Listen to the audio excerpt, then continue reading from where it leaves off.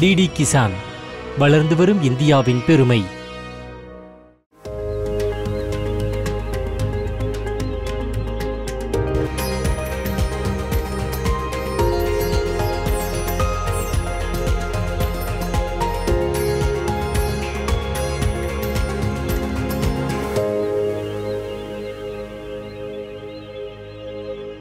வணக்கம். நீங்கள் இப்போது பார்த்துக் கொண்டிருப்பது டிடி கிசான் மற்றும் வேளாண் அமைச்சகம் இணைந்து வழங்கும் நிகழ்ச்சி கிருஷி சௌபால். நான் உங்களுடைய தொகுப்பாளர் கன்ஷியாம் உபாத்யாய். அடல் பிஹாரி வாஜ்பாய், இந்தியா என்பது ஒரு துண்டு நிலம் அல்ல, ஒரு வழிபாட்டு நிலம், மரியாதைக்குரிய நிலம். இது ஒரு வணக்க பூமி, இது ஒரு காணிக்கை நிலம் என்றும் அவர் கூறினார்.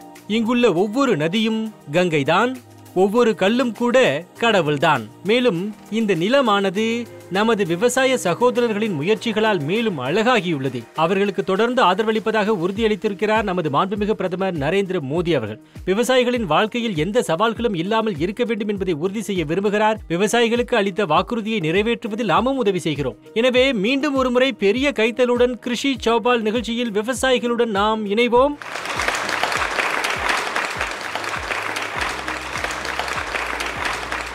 சரி, இன்று எங்கள் கிருஷி சௌபாலின் வாகனம் மீரட்டை அடைந்து விட்டது. ஆம், இந்திய வேளாண் ஆராய்ச்சி நிறுவனத்திற்கு மீரட்டுக்காக ஒரு மிகப்பெரிய கைத்தட்டலை வழங்கி இன்று நாம் இந்த கிருஷி சௌபால் நிகழ்ச்சியை நாம் தொடங்குவோம். இன்று கிருஷி சௌபாலில் நாம் பேச இருப்பது என்னவென்றால், பயிர் மேலாண்மை பற்றியும், உருளைக்கிழங்கு, கோதுமை, கடுகு மற்றும் கொண்டைக்கடலை பற்றியும் பேசுவோம். நாங்கள் உங்களை பற்றியும் பேசுவோம். நீங்கள் கேள்வி கேட்பீர்கள், எங்கள் நிபுணர்கள் உங்கள் கேள்விகளுக்கு தொடர்ந்து பதிலளிப்பார்கள். இவை அனைத்தையும் பற்றி பேசுவோம். ஆனால் அதற்கு முன் நாங்கள் உங்களுக்காக ஒரு ரிப்போர்ட்டை தயார் செய்திருக்கின்றோம். இந்த ரிப்போர்ட்டை நீங்கள் பார்ப்பது மிகவும் முக்கியமானது. எனவே இப்போது ரிப்போர்ட், அதற்கு பிறகு நம்முடைய நிகழ்ச்சியை நாம் தொடங்குவோம்.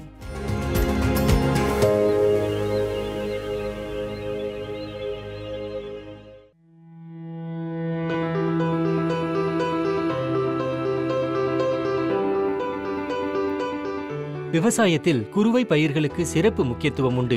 குறுவை பயிர்களில் முக்கியமாக கோதுமை, கடுகு, கம்பு, ஆளி விதைகள், உருளைக்கிழங்கு, கொண்டைக்கடலை, பச்சை பட்டாணி மற்றும் சிவப்பு பயிறு வகைகள் அடங்கும். விவசாயிகள் இந்த பயிர்களை பெரிய அளவில் பயிரிடுகிறார்கள். ஆனால் நல்ல மகசூல் பெற பயிர்களுக்கு சிறந்த மேலாண்மை தேவை. பயிர் மேலாண்மையில் உரங்கள், நீர்ப்பாசனம் மற்றும் ஊட்டச்சத்து மேலாண்மை உள்ளிட்ட பல அம்சங்கள் உள்ளன என்பதை உங்களுக்கு சொல்கிறோம். முதலில் குறுவை பயிர்களின் ராஜாவான கோதுமை பற்றி பேசலாம். கோதுமை சாகுபடியில் நீர்ப்பாசனம் மிக முக்கியமானது. கோதுமை சாகுபடியில் நீர்ப்பாசனம் என்பது பயிர் சுழற்சியில் அடுத்து என்ன வருகிறது என்பதை பொறுத்தது. பொதுவாக உணவு தானியங்களின் பயிர் சுழற்சியில் களைகள் ஒரு பெரிய பிரச்சனையாகும். இந்த பயிர் சுழற்சியில் 2 முக்கிய களைகள் உள்ளன: கேனரி புல் மற்றும் காட்டுக்கீரை. தடுப்புக்காக பயிர் சுழற்சி முறையை பின்பற்ற வேண்டும். கோதுமை சாகுபடிக்கு அஸ்வினி மற்றும் செடிப்பேன் ஆகியவற்றிலிருந்து பாதுகாப்பதற்காக பூச்சி மேலாண்மை தேவைப்படுகின்றது. கடுகு பயிர்களுக்கும் பூச்சி மற்றும் களை கட்டுப்பாட்டு தேவை. கடுகுக்கு உரமிடுதல் தேவை. நல்ல மகசூலுக்கு ஒரு ஹெக்டேருக்கு நைட்ரஜன், பாஸ்பரஸ் மற்றும் பொட்டாசியத்தை 80-50-50 கிலோகிராம் என்ற அளவில் இட வேண்டும். கொண்டைக்கடலைக்கு நீர்ப்பாசனம் தேவைப்படுகிறது. முளைத்த 45 முதல் 60 நாட்களுக்கு பிறகு முதல் நீர்ப்பாசனமும், பழம் தரும் நேரத்திற்கு பிறகு 2வது நீர்ப்பாசனமும் கொடுப்பது மிகவும் நன்மை பயக்கும். பூக்கும் கட்டத்தில் கொண்டைக்கடலைக்கு உரமிட வேண்டாம். கொண்டைக்கடலைக்கு ஊட்டச்சத்துக்களை பயன்படுத்துங்கள். இதேபோல சிவப்பு பயிர் வகைகளில் அஸ்வினி பூச்சிகள் மற்றும் முக்தா நோய்கள் தடுக்கப்பட வேண்டும். பயிரை தொடர்ந்து ஆய்வு செய்து அஸ்வினி மற்றும் பிற பூச்சிகள் பற்றி கணக்கெடுக்க வேண்டும். சிவப்பு பயிர் வகைகளுக்கும் களை கட்டுப்பாடு தேவை. ரசாயன உரங்களை தெளிப்பதற்கு முன் ஒரு விவசாய நிபுணரை நீங்கள் அணுகுவது மிகவும் நல்லது.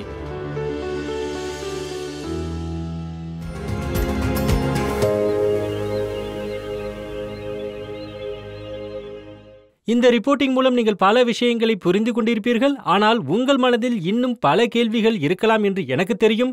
இந்த முதல் செஷனின் மூலம் கேள்விகளுக்கான பதில்களை கண்டுபிடிக்க முயற்சிப்போம். கிருஷி சௌபால் முழுவதும் நீங்கள் எங்களுடன் இணைந்திருப்பீர்கள் என்று எனக்கு முழு நம்பிக்கை உள்ளது. சரி, முதல் செஷனில் யார் என்னுடன் இணைகிறார்கள்? நான் உங்களுக்கு அறிமுகப்படுத்துகிறேன். என்னுடன் டாக்டர் சுனில்குமார் இருக்கிறார். அவர் மோடிபுரம் இந்திய வேளாண் நிறுவனத்தின் இயக்குனர். டாக்டர் சுனில், உங்களை எங்கள் நிகழ்ச்சிக்கு வரவேற்கிறேன். எனது 2வது விருந்தினர் வினோத் சைனி. அவர் ஒரு முற்போக்கான விவசாயி. மிஸ்டர் வினோத், நீங்கள் எங்களுடன் பகிர்ந்து கொள்ள நிறைய இருக்கும் என்று நான் நம்புகின்றேன். மேலும் உதம் சிங் ஒரு முற்போக்கான விவசாயியும் கூட. இந்த செஷனில் எங்களுக்கு நிறைய கேள்விகள் மற்றும் பதில்கள் இருக்கும். முதலில் டாக்டர் சுனில், உங்களிடம் நான் கேள்விகளை கேட்க விரும்புகிறேன். சார், தற்போதைய சூழ்நிலையில் விவசாயத்தை புரிந்து கொள்வதற்கு முயற்சிக்கும்போது ஒவ்வொரு விவசாயியும் எதிர்கொள்ளக்கூடிய முக்கிய பிரச்சனைகள் என்ன என்று சொல்ல முடியுமா? இந்திய சூழல்ல விவசாயத்தை பற்றி பேசும்போது காயல்புற விவசாயிகளின் சதவீதம் சுமார் 87% அப்படிங்கிறத நாங்கள் பார்க்க முடியுதோம். அப்புறம் அவர்களின் விவசாய நிலம் 1 ஹெக்டேருக்கும் குறைவாக இருக்குது. இதன் அர்த்தம் என்னென்னா, எங்களுடைய மகசூல் தொடர்ந்து குறைஞ்சிக்கிட்டு வருது. மேலும் இது விவசாய நிலம் இல்லாததால் ஏற்படுது. 2வது, சாகுபடி செலவு அதிகரித்து வருகிறது. மற்ற இடுபொருள்களை வாங்க சந்தையை சார்ந்திருப்பதால் விவசாய செலவு அதிகரித்து வருது. ஒரே மாதிரியான பயிர்களை பயிரிடுவதன் மூலமோ ஒரே மாதிரியான பயிர்களை பயிரிடாமல் இருப்பதன் மூலமோ குறிப்பாக மண்ணின் ஆரோக்கியத்தில் நம்ம பிரச்சனைகளை எதிர்கொள்கிறோம் அப்படிங்கிறத நாம் காண்கிறோம். முன்பு நைட்ரஜன் அப்புறம் பாஸ்பரஸ் பற்றாக்குறையை நம்ம பார்த்தோம். ஆனால் இப்போது ஐரன், மேக்னீஷ் அப்புறம் பேரோன் போன்ற தாதுக்களின் பற்றாக்குறையும் காண முடியுது. இதன் அர்த்தம் நமது மண்ணின் ஆரோக்கியம் மோசமடைந்து வருகிறது. தண்ணீர் பற்றாக்குறையும் இருக்கு. தண்ணீர் பற்றாக்குறை மட்டுமல்ல, தரமும் இல்லை. நிலத்தடி நீராக இருந்தாலும் சரி, மாசுபாட்டின் அளவு அதிகரித்து வருது. நீர்நிலைகளில் ஏற்படும் இந்த மாற்றம் உலகில் மட்டுமல்ல, இந்தியாவில் நடக்குது. இது எல்லா பகுதிகளிலும் காணப்படுது. குறிப்பாக விவசாயத்தில் நமது சிறு விவசாயிகள் நீர் சேமிப்பால் அதிகம் பாதிக்கப்படுறாங்க. வெள்ளம், பஞ்சம், சூறாவளி அல்லது புயல் போன்ற பேரழிவுகளாக இருந்தாலும் சரி, அல்லது வெப்பநிலை உயர்வாக இருந்தாலும் சரி, அவை அனைத்தும் பயிர்களின் மகசூல் மற்றும் அதன் சாகுபடியில மோசமான விளைவை ஏற்படுத்துது. சரி, ஆனால் டாக்டர் சுனில், நீங்கள் இயற்கை விவசாயம் பற்றி பேசி விவசாயத்திற்கான பிற வழிகள் அல்லது முறைகளை பரிந்துரைக்கும் போது விவசாயி தனக்கு பயனளிக்கும் ஒரு உறுதியான உத்தியை கையாள விரும்புவார் இல்லையா? ஆனால் விவசாயிக்கு தனது குடும்பத்தை நடத்தும் அளவுக்கு அது பயனளிக்கின்றதா? இயற்கை விவசாயம் மற்றும் இயற்கை விவசாயம் செய்யக்கூடிய சமச்சீர் விவசாயம் பத்தி நான் பேசுறேன். ஆனா அதற்கு மேல ஒருங்கிணைந்த பயிர் மேலாண்மை முறை பற்றி சொல்றேன். எங்கள் நிறுவனம் இந்த முறைக்கு பெயர் பெற்றது. ஒருங்கிணைந்த பயிர் மேலாண்மை முறை மூலம் விவசாயிகளின் வருமானத்தை எவ்வாறு அதிகரிப்பது என்பது இந்த நிறுவனத்தின் முக்கிய நோக்கமா இருக்கு. அவர்களின் பண்ணைகள், அவர்களின் கால்நடைகள், அப்புறம் அவர்களின் பிற அம்சங்களின் உற்பத்தி திறனை ஒருங்கிணைந்த முறையில எவ்வாறு அதிகரிப்பது என்பதுல சிறப்பு கவனம் செலுத்தப்படுது. சரி சார், ஒருங்கிணைப்பு மற்றும் ஆழமான முறை பற்றி நான் பின்னர் உங்களிடம் இது குறித்து பேசுகின்றேன். வினோத் சார், நான் உங்களிடம் வருகிறேன். நீங்கள் என்ன நினைக்கிறீர்கள்? நாம் வேலை செய்ய வேண்டிய மாடியூல் என்ன? ஒரு விவசாயி எந்தவிதமான முறைகளை பயன்படுத்த வேண்டும் அல்லது தவிர்க்க வேண்டும்? தொலைக்காட்சியில் உங்களை பார்த்து எங்கள் சௌபாலில் இணையும் மற்ற விவசாயிகளுக்கு உங்களுடைய நடைமுறைகளை பற்றி கூற முடியுமா? நீங்கள் வித்தியாசமாக செய்யக்கூடிய முறைகள் என்ன? ஒருங்கிணைந்த பண்ணையத்தில் நாங்கள் 3 முறைகளில் பணியாற்றியுள்ளோம். முதலாவதாக பசுவின் சாணம், பசுவின் சிறுநீர் அல்லது விவசாய முறைகள், வேறு எந்த எச்சங்கள் போன்ற விவசாய முறையிலிருந்து பெறப்பட்ட கழிவுகள் அல்லது எச்சங்கள் அனைத்தையும் மண் புழுக்கள் மூலம் மறுசுழற்சி செய்து எங்கள் பயிர்களின் உற்பத்திக்கு நாங்கள் பயன்படுத்துகிறோம். இது சந்தையிலிருந்து நாங்கள் வாங்கும் உரங்களின் செலவை குறைக்கின்றது, மேலும் பயிரின் உற்பத்தியை அதிகரிக்கின்றது. அதனுடன் எங்கள் நிலத்தின் ஆரோக்கியம் அசோஜின் கரும்பை விளைக்கும் அளவுக்கு இருந்தது. இரண்டாவதாக, நாங்கள் வழக்கமாக 2-3 ஏக்கர் நிலத்தில் இதனை விதைக்கின்றோம். அதனால் என்ன நடக்கிறது என்று சொன்னால், நாங்கள் பருப்பு வகைகள், எண்ணெய் வித்துக்கள் அல்லது காய்கறிகளை நடுவில் நாங்கள் பயிரிடுகின்றோம். ஆகவே இதுபோன்ற காய்கறிகளை நாங்கள் பயிரிடுகின்றோம். அந்த பயிரின் விலையை நாங்கள் அதில் எடுத்துக்கொள்கின்றோம். அதை நாங்கள் இதில் ஈடுகட்டுகின்றோம். அது மட்டுமல்ல, மேலும் இந்த பருப்பு வகைகள் மூலம் வருமானம் கிடைக்கின்றது. மேலும் முழு பயிரின் முழு செலவும் இதனால் கிடைக்கின்றது. மூன்றாவதாக, எங்கள் பண்ணையில் நாங்கள் ஒரு நல்ல காரியத்தை செய்கின்றோம். அதுதான் விவசாய உற்பத்தி அமைப்பு. எங்களிடம் FPO எனப்படும் விவசாய அமைப்பு எங்களிடம் உள்ளது. இதில் 813 உறுப்பினர்கள் உள்ளனர். அவர்கள் நெல், கரும்பு அல்லது கடுகு என எந்த பயிரை பயிரிட்டாலும் அவற்றை நாங்கள் பதப்படுத்தி மதிப்பை கூட்டி பின்னர் பேக்கேஜிங் செய்து உள்நாடு மற்றும் வெளிநாட்டு சந்தைகளில் அதனை விற்பனை செய்கின்றோம். இதனால் விவசாயிகளுக்கு நேரடி பலன்கள் கிடைக்கின்றன. நாம் ஒருங்கிணைந்த பண்ணையை பற்றி பேசுகிறோம். மேடையில் இருக்கக்கூடிய விருந்தினர்களை விட பார்வையாளர்களாக உள்ள நண்பர்களின் மனதில் என்ன நடந்து கொண்டிருக்கிறது என்பதை அறிய ஆர்வலாக இருக்கின்றேன். திரு கபில் என்னுடன் இணைந்திருக்கின்றார். திரு கபில், உங்கள் மனதில் டாக்டர் சுனிலிடமோ அல்லது மற்றவர்களிடமோ கேட்க விரும்பும் கேள்வி என்ன? ஏனெனில் வினோத் அவர்கள் ஒருங்கிணைந்த பண்ணையின் ஒரு சிறந்த உதாரணத்தை அவர் நமக்கு கொடுத்திருக்கிறார். சார், ஒருங்கிணைந்த பண்ணை பற்றியும் எந்த விவசாய முறை எனக்கு அதிக லாபம் தரும் அப்படிங்கிறத பற்றியும் தெரிஞ்சுக்க விரும்புகிறேன். வினோத், ஒருங்கிணைந்த பண்ணையத்தின் பிரச்சனை என்னன்னா, விவசாயிக்கு குறைந்த நிலம் அல்லது வளங்கள் தான் இருக்கு.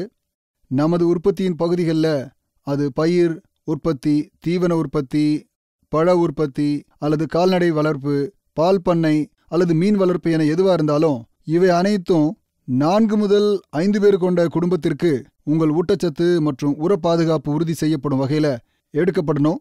அவர்கள் தங்கள் வீட்டிற்கு பழங்கள், காய்கறிகள், இறைச்சி, மீன் ஆகியவற்றை பெறுகிறார்கள். அதனுடன் உபரியாக இருக்கும் கூடுதல் விளைபொருட்களையும் சந்தையில் விற்க முடியும். இது முக்கியமான விஷயம்.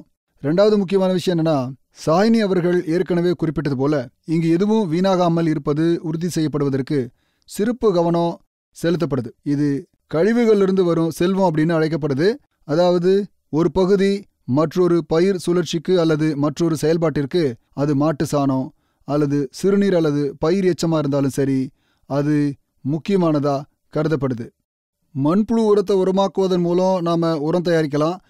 இது செலவை குறைக்குது. செலவு குறைவதால் உங்கள் குடும்பத்தின் ஒட்டுமொத்த வருமானம் அதிகரிக்குது. உங்களுடைய குழந்தைகளுக்கு சத்தான உணவு கிடைக்கும். அப்புறம் மேலும் உங்களுடைய குடும்பத்தின் ஆரோக்கியமும் கவனிக்கப்படுது. சரி, உதம் அவர்களும் மேடையில் இருக்கிறார்கள். உதம் அவர்களே, ஒருங்கிணைந்த பண்ணை பற்றி பேசிக் கொண்டிருந்தோம். ஆனால் மிக முக்கியமான பகுதி மீன் வளர்ப்பு என்று குறிப்பிட்டிருந்தோம். மீன் வளர்ப்பு மூலம் வருமானத்தை எவ்வாறு அதிகரித்தீர்கள், அதை நேயர்களுக்கு உங்களால் சொல்ல முடியுமா? 10-15 ஏக்கர் நிலத்தில் நாங்கள் இதனை தொடங்கினோம். இதை உற்பத்தி செய்வதற்காக எங்களுடைய பரம்பரை நிலத்தில் நாங்கள் இதனை பயன்படுத்தினோம். அரசாங்கம் எங்களுடைய நிலங்களில் அந்த குளத்தை உருவாக்கியது.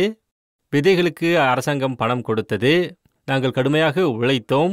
எங்களிடம் கால்நடைகள் இருந்தன. கால்நடைகளிலிருந்து பெறக்கூடிய அந்த சாணங்கள் போன்றவற்றிலிருந்து மீன் வளர்ப்புக்கு கொடுத்தோம். நாங்களே உருவாக்கி நாங்களே அதை கொடுத்து கொண்டே இருந்தோம். இப்படியாக மீன் வளர்ப்புக்கான ஒரு முறை ஒன்று உருவாகியது. மேலும் குளத்திலிருந்தும் நெல்லிலிருந்தும் நாங்கள் சிறப்பாகனவற்றை எடுக்க முடிந்தது. அதனால் நிறைய 2 முறை வேலை செய்தோம். அது மட்டுமல்ல, நாங்கள் காலையில் 2 மணி நேரம், மாலையில் 2 மணி நேரம் என தண்ணீரை நன்கு ஊற்றினோம். மின்சார குழாய் என்பதை வைத்து மாலையில் 4 மணி நேரம் அதை செய்தோம். இதுபோன்ற கடின உழைப்புகளுக்கு எங்களுக்கு நல்ல உதவியும் கிடைத்தது. அவர்கள் எங்களுக்கு நல்ல உதவிகளை செய்தார்கள். அவ்வப்போது வந்து பார்க்கிறார்கள். பலரும் வருகிறார்கள். பலரும் வந்து பார்த்து வியந்திருக்கிறார்கள். அது மட்டுமல்ல, பலருக்கும் பைத்தியம் பிடித்து விட்டது. அப்படியா? சரி, இன்னும் பல சுவாரஸ்யமான விஷயங்களை பற்றி பேசப் போகிறோம். நீங்கள் எங்களுடன் தொடர்ந்து பேச வேண்டும். இப்போது பார்வையாளர்களிடம் ஒருவரிடம் செல்லலாம். திரு விபின்குமார் முபாரக்பூரை சேர்ந்தவர். நான் டைரக்டர் சார்கிட்ட இந்த கேள்வி கேட்க விரும்புகிறேன். அறிவியல் முறையில் ஒருங்கிணைந்த பண்ணையை எப்படி நாங்கள் உருவாக்குறது? டாக்டர் சார், மிகவும் நல்ல கேள்வி. இந்த அமைப்பு மோடிபுரத்தில் மட்டுமல்ல, நாடு முழுவதும் உள்ளது அப்படிங்கிறது உங்களுக்கு சொல்ல விரும்புகிறேன். எங்களுடைய 94 மையங்கள் மூலம், விவசாய பல்கலைக்கழகங்கள் மற்றும் இந்திய விவசாய நிறுவனங்கள் மூலம் நாங்கள் 74 முன்மாதிரி விவசாய மாதிரிகளை உருவாக்கி இருக்கோம். மேலும் நமது பிரதமர் விவசாயிகளின் வருமானத்தை இரட்டிப்பாக்க வேண்டும் அப்படிங்கிறது கூறுவது போல, இரட்டிப்பாக்குவது மட்டுமல்லாமல் எங்கள் முன்மாதிரி மாதிரிகளை விட 4 முதல் 5 மடங்கு அதிகமா இருக்கணும் அப்படிங்கிறத சுருக்கமா உங்களுக்கு சொல்ல விரும்புறேன்.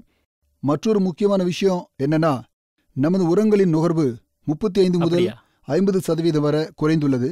விவசாயிகளின் ஆரோக்கியம் மேம்பட்டிருக்கு. கருப்பு சார்ந்த விவசாயத்தை எவ்வாறு பன்முகப்படுத்துவது மற்றும் அதை ஒருங்கிணைந்த விவசாய முறையாக மாற்றுவது அப்படிங்கிறது தான் கேள்வி. இதற்கு பல வெற்றிகரமான எடுத்துக்காட்டுகள் இருக்கு.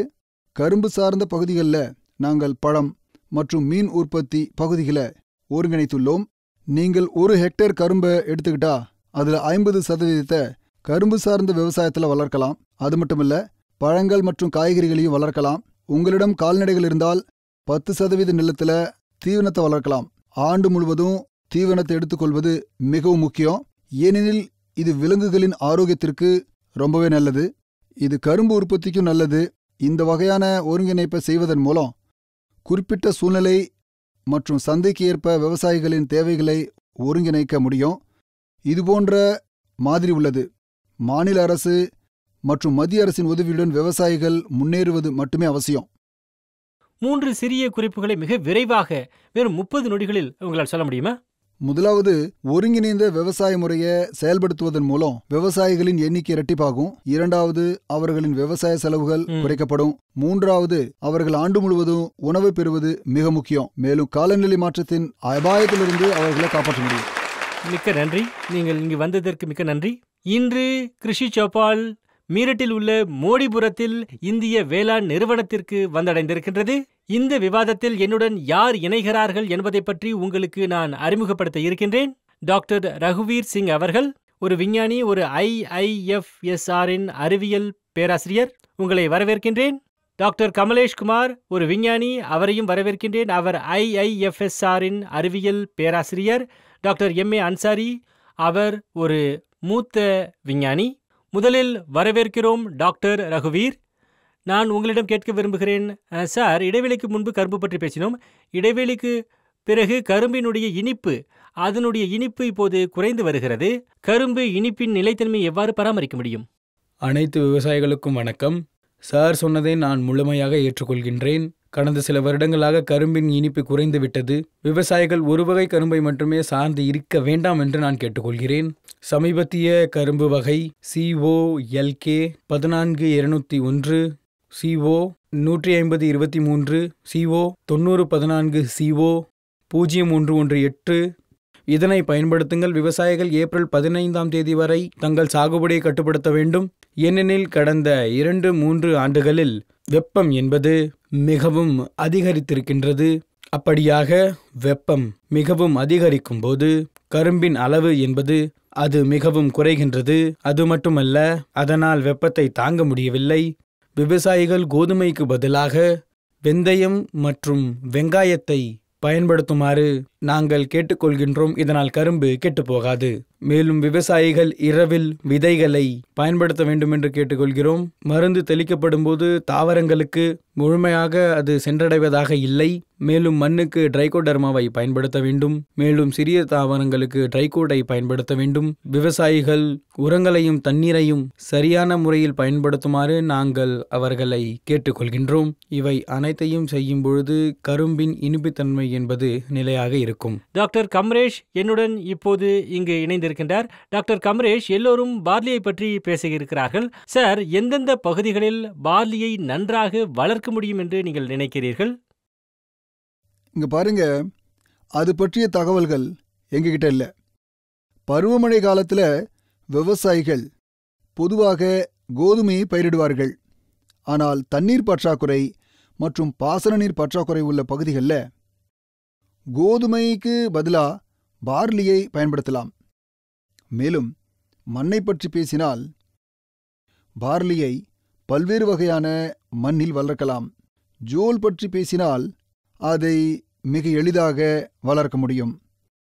மேலும் தண்ணீர் மற்றும் மண் பற்றாக்குறை இருந்தால், மண் பலவீனமாக இருந்தால் அந்த பகுதிகளிலும் பார்லியை பயிரிடலாம். மேலும் ராஜஸ்தான், குஜராத் போன்ற உப்புத்தன்மையால் பாதிக்கப்பட்ட பகுதிகள், அப்புறம் உப்புத்தன்மை குறைவாக இருக்கிற, நான் மீண்டும் ஒரு முறை சொல்கிறேன், உப்புத்தன்மை குறைவாக உள்ள கடலோர பகுதிகளை பற்றி பேசும்போது அந்த பகுதிகளில் பார்லியை பயிரிடலாம். சரி, இப்போது மேடையிலிருந்து பார்வையாளர்களுக்கு செல்வோம். எங்களுடன் மஹிபால் சிங் அவர்கள் இருக்கிறார்கள். மஹிபால் சிங், கிருஷி சௌபாலுக்கு உங்களை வரவேற்கிறோம். நிபுணர்களிடம் நீங்கள் என்ன கேள்விகளை கேட்க விரும்புகிறீர்கள்? கரும்பு அறுவடைக்கு பிறகு இலைகள் மற்றும் பயிர்களை என்ன செய்யணும்? கரும்பு அறுவடைக்கு பிறகு இலைகள் மற்றும் பயிர்களில் 1 முதல் 2% மட்டுமே மீதம் மிஞ்சியிருக்கும் என்பதை விவசாயிகளுக்கு நான் சொல்லிக்கொள்ள விரும்புகிறேன். விவசாயிகள் முன்பு அவற்றை எரிப்பார்கள். இப்போது அதற்கு தடை விதிக்கப்பட்டுள்ளது. எனவே விவசாயிகள் அவர்களுக்கான பரிந்துரை என்னவென்றால், பூசா டீகம்போசர் உள்ளது. இது தூள் வடிவில் வருகின்றது. ஒரு ஏக்கருக்கு பெட்டி 100-200 ரூபாய் இருக்கும். நீங்கள் அதை கொண்டு வந்து எந்த தெளிப்பு இயந்திரத்திலும் நீங்கள் அதை தண்ணீர் தெளிக்கலாம். வயலில் போதுமான ஈரப்பதம் என்பது இருக்க வேண்டும். வயலில் உப்புத்தன்மை குறைவாக இருந்தால் அல்லது மணல் நிறைந்த மண்ணாக இருந்தால் அதனுடன் 8 முதல் 10 கிலோ வரை யூரியாவை சேர்க்கலாம். இதனால் அறுவடையினுடைய செயல்முறை என்பது வேகமாக இருக்கும். விவசாயிகள் விரும்பினால் அதிக இடமுள்ள இடத்தில் அகழி முறையில் தளிக்குளம் பயன்படுத்தலாம். அது ஒரு குளமாகவும் அவர்கள் தொடர்ந்து பயன்படுத்தலாம். விவசாயிகள் அதிலிருந்து உரம் தயாரிக்கலாம். நம் முன்னோர்கள் இதனை பயன்படுத்தி இருக்கிறார்கள்.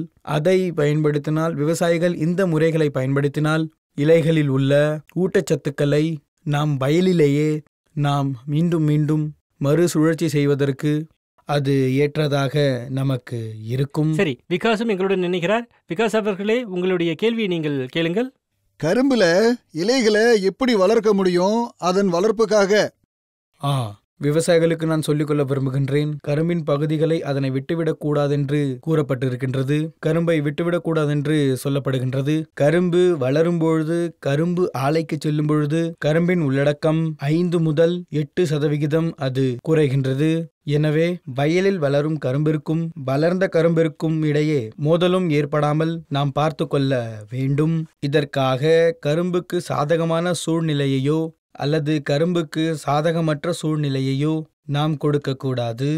மேலும் இது நம் குழந்தைகளுக்கு சாதகமான அல்லது பாதகமான சூழ்நிலையில் எப்படி திருமணம் செய்து வைக்கிறோம் என்பதை போன்றதாக இது இருக்கின்றது. அதேபோல கரும்பு சாதகமான சூழ்நிலையில் இருக்கும்பொழுது, கரும்பு சாதகமற்ற சூழ்நிலையில் இருக்கும்பொழுது வயல்களுக்கு அதிக தண்ணீர் கொடுக்கவோ கரும்பின் பகுதிகளை நாம் அகற்றவோ கூடாது. மேலும் வளரக்கூடிய கரும்புக்கும் மற்றும் வளர்ந்த கரும்புக்கும் இடையே எந்த மோதல்களும் இருக்கக்கூடாது. அப்படி இருந்தால் நல்ல உற்பத்தி கிடைக்கும், ஆலைக்கு அதிக மீட்சி கிடைக்கும். இந்த விஷயங்களை நீங்கள் கவனத்தில் எடுத்துக்கொள்ள வேண்டும். டாக்டர் அன்சாரி, கோதுமைதான் விவசாயியின் ராஜா. களைகள் மிகவும் நிறைய இருக்கின்றன. எப்படி அதை சமாளிப்பது? நீங்கள் பார்க்க முடியும், வயல்களில் கோதுமை செழித்து வருகின்றன. அவை சிறிய மற்றும் புதியவை. முக்கியமாக 2 வகையான சாகுபடிகள் இருக்குது. ஒன்று அகரண்டு இலைகள் கொண்ட சாகுபடி, மற்றொன்று குறுகிய இலைகள் கொண்ட சாகுபடி. அகன்ற இலைகளை கொண்ட சாகுபடியில் ஒரு ப்ளூரிஸ் மைனர் உள்ளது. இது நாம் அஸ்வினி பூச்சி அல்லது கேவு க மாம் அப்படின்னு சொல்கிறோம். குறுகிய இலைகளை கொண்ட சாகுபடியில் ஒரு காட்டுக்கீரை இருக்குது. இந்த இரண்டையும் கட்டுப்படுத்த சந்தையில் பல மூலக்கூறுகள் இருக்கின்றன. பல ஆராய்ச்சிகள் செய்யப்பட்டு அவை உருவாக்கப்பட்டிருக்குது. உதாரணமாக குளோடிஃபெனாப் அப்படின்னு ஒன்று இருக்குது. ஒவ்வொரு ஏக்கருக்கும் 250 லிட்டர் தண்ணீரில் 400 மில்லிலிட்டர் கலந்து பயன்படுத்துகிறோம். 30 முதல் 35 நாட்களுக்கு தெளிக்கும் போது இது போன்ற நோய்களை கட்டுப்படுத்தலாம். இது போன்ற வேறு பல மூலக்கூறுகள் இருக்குது. நீங்கள் அதை சந்தையிலையோ அல்லது விற்பனையாளர்களிடமிருந்தோ உண்மையானதை வாங்கலாம். உதாரணமாக ஐசோ மற்றும் மீசோவின் கலவையான சல்ஃபோசார் புரான், ஃபீனாக்சின் உள்ளது. இந்த அனைத்து களைக்கொல்லிகளையும் நம்ம பயன்படுத்தலாம். சுனில்குமார் எங்களுடன் இணைகிறார். சுனில் அவர்களே, கிருஷி சோபாலுக்கு வருகை. நீங்கள் என்ன கேள்வியை கேட்க விரும்புகிறீர்கள்? சார், உங்ககிட்ட ஒரு கேள்வி நான் கேட்க விரும்புகிறேன். கோதுமை பயிரில் மஞ்சள் நிறமாக மாறும் இலைகள் கோதுமை செடியை ரொம்ப சின்னதாக்குது. இதற்கு என்ன காரணம்? அதை எப்படி அகற்றுவது? இந்த காரணத்தை நீங்கள் சொல்லுங்க. திரு சுனில் நல்ல கேள்வியை கேட்டிருக்காரு. கோதுமை பயிரில் மஞ்சள் நிறமாக மாறும் இலைகள் கோதுமை செடியை சிறியதாக்குகின்றன. அதற்கு என்ன காரணம்? அதை எப்படி அகற்றுவது? சுனில் ஒரு நல்ல கேள்வி கேட்டிருக்காரு. கோதுமை பயிரில் திட்டுகளில் அல்லது பல இடங்களில் இலைகள் அல்லது செடிகள் மஞ்சள் நிறமா மாற தொடங்குவதை நீங்க பார்த்திருப்பீங்க.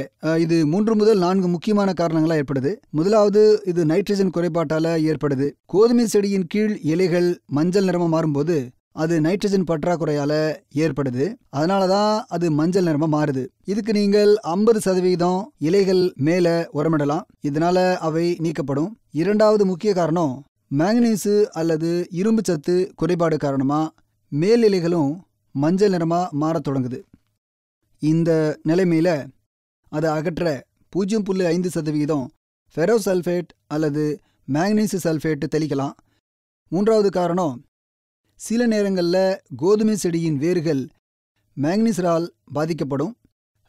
அப்புறம் மீரட் அப்புறம் மேற்கு உத்தரப்பிரதேசத்தில் மேங்கனீசு பயிர் இருப்பதை நீங்கள் காணலாம்.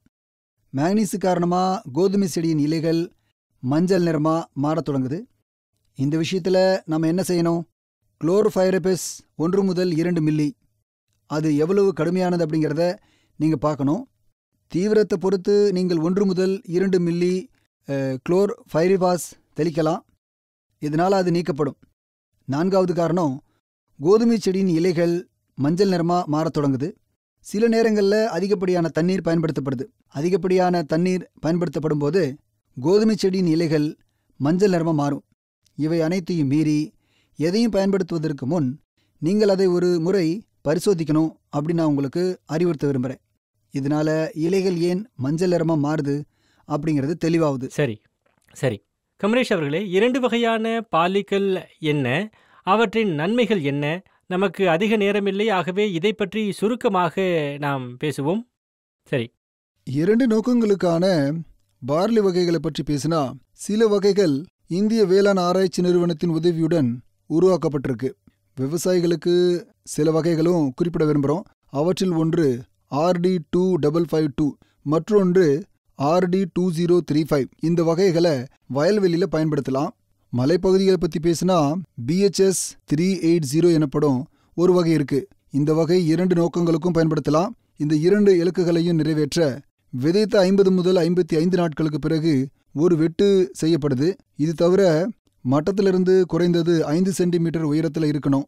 இதை பசுந்தீவனமாக பயன்படுத்தலாம். இது விலங்குகளுக்கு மிகவும் நன்மை பயக்கும் சத்தானது. இது விளைச்சலை அதிகப்படுத்தோடு விலங்குகளின் ஆரோக்கியத்தையும் மேம்படுத்துது. வெட்டப்பட்ட பிறகு பயிர் மீண்டும் வளரும். நீங்கள் அதை சாதாரண பயிர் போலவே பராமரிக்கலாம். அதை தானியங்களை உற்பத்தி செய்யவும் பயன்படுத்தலாம்.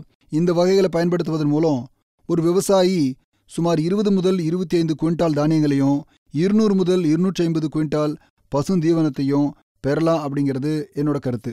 பார்வையாளர்களில் இருந்து சஞ்சீவ் குமார் எங்களுடன் இணைந்திருக்கின்றார். அவரை வரவேற்கின்றோம். சஞ்சீவ் அவர்களே, தயவுசெய்து உங்களுடைய கேள்வியை நீங்கள் கேளுங்கள்.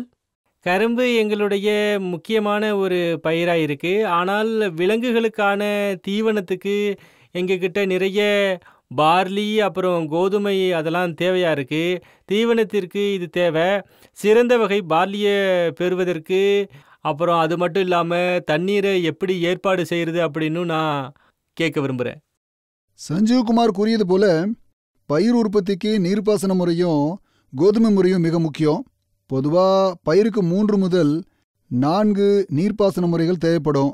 அதனால் தண்ணீர் பற்றாக்குறை உள்ள பகுதிகளில் தண்ணீர் பற்றாக்குறை இல்லாத சில பகுதிகள் இருக்குது. இவை முக்கியமான பகுதிகள் என்று அழைக்கப்படுகின்றன. விதைத்த 30 முதல் 35 நாட்களுக்கு பிறகு முதல் நீர்ப்பாசன முறையை மேற்கொள்ளணும். விதைத்த 65 முதல் 70 நாட்களுக்கு பிறகு 2வது நீர்ப்பாசன முறையை மேற்கொள்ளணும். விதைத்த 90 முதல் 95 நாட்களுக்கு பிறகு தானியங்கள் மிகுதியாக இருக்கும்போது 3வது நீர்ப்பாசன முறையை மேற்கொள்ளணும். மற்றொரு முக்கியமான விஷயம் என்னன்னா, பயிர் உற்பத்தி செய்யப்படும் பகுதிகளில் தண்ணீர் பற்றாக்குறை இருக்கக்கூடாது. உரங்களுக்கு நமக்கு 80 கிலோ நைட்ரஜன், 40 கிலோ பாஸ்பரஸ், அப்புறம் 40 கிலோ பொட்டாசியம் தேவை. ஆனால் நாணல் பகுதிகளில் பயிர் உற்பத்தி செய்யணும்னா பயிர் தயாரிக்கும் போது பாதி அளவு நைட்ரஜன், பாஸ்பரஸ், அப்புறம் பொட்டாசியம், முழு அளவில் தண்ணீர் சேர்க்கப்படணும். அப்புறம் மீதமுள்ள நைட்ரஜனை முதல் மற்றும் 2வது நாணல் நடவின் போது 1 அல்லது 2 பிரிவாக கொடுக்கணும். துத்தநாக சல்ஃபேட் பற்றாக்குறை இருந்தால் ஒரு ஹெக்டேருக்கு 25 கிலோ ஜிங்க் சல்ஃபேட்டுக்கும் பயிருக்கு சேகரிக்கப்படணும். சார், கரும்பு வகைகளை எப்படி தேர்வு செய்வது, ஊட்டச்சத்துக்களை எப்படி நிர்வகிப்பது என்று சொல்லுங்கள். கரும்புக்கு நாம 4 வகையானவற்றை எடுக்கணும். 2 புதிய வகை மற்றும் 2 பழைய வகைகள். புதிய வகை COLK 14201. இது கனமான மண்ணாக இருக்க வேண்டியது அவசியம். அதிக உழைப்பு மற்றும் நாணல் வெட்ட வேண்டியதில் அதிக செலவு இதுக்கு தேவைப்படும். கரும்பு வேகமாக வளரணும்னு விரும்புனீங்கன்னா இந்த வகையை நீங்கள் தேர்ந்தெடுக்கலாம். இந்த வகை குறைவாக உயர இருந்தாலும் கரும்பு ஒன்றுக்கு அதிக எடையை இது உற்பத்தி செய்யுது. மண் லேசானதாக இருந்தால் புதிய வகையை 150-33 நாம் எடுக்கணும்.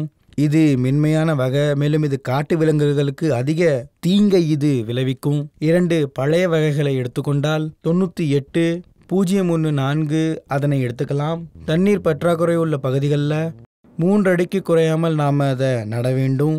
அப்புறம் கரும்பு மெல்லிதாக இருக்கும். மற்றொரு வகை 0118. தண்ணீர் பற்றாக்குறை உள்ள பகுதிகளை நடணும். அதில் அதிகமாக மண்ணில் நாம் மூடக்கூடாது. ஜூன் 15 வரை இதை திறந்து வச்சிருக்கணும். விவசாயிகள் விதைகள் இல்லைன்னு சொன்னால் அவர்கள் 238 வகையில் இருக்க வேண்டிய கட்டாயத்தில் இருக்கிறாங்க. இரவு முழுவதும் தண்ணீரில் ஊற வைத்து PPM மூலமாக அதை ட்ரீட் செய்யணும். மண்ணை ட்ரைகோடர்மாவுடன் ட்ரீட் செய்யணும்.